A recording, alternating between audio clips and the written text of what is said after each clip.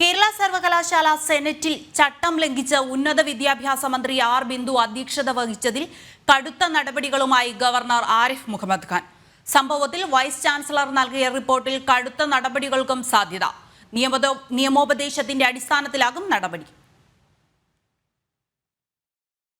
ചാൻസലറായ governor സംസ്ഥാനത്ത് തുടരവെ തന്റെ അറിവില്ലാതെ കേരള സർവകലാശാലയിൽ പ്രോ ചാൻസലറായ ഉന്നത വിദ്യാഭ്യാസ മന്ത്രി സെനറ്റ് യോഗത്തിൽ അധ്യക്ഷത വഹിച്ചതിലാണ് ഗവർണർ കടുത്ത വിമർശനം അറിയിച്ചത്.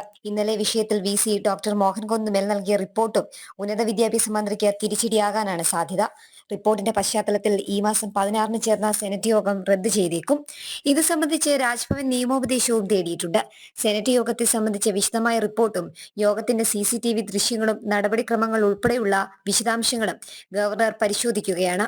മന്ത്രിയുടെ നടപടി നിയമവിരുദ്ധമാണെന്നും യോഗം റദ്ദ് ചെയ്യാൻ ഗവർണർക്ക് അധികാരമുണ്ടെന്നും നിയമോപദേശം ലഭിച്ചുവെന്നാണ് സൂചന. VCയുടെ റിപ്പോർട്ട് കൂടി കാര്യമായി പരിശോധിച്ച ശേഷമാകും നടപടിയിലേക്ക് നീങ്ങുക. ജനം, തിരുവനന്തപുരം.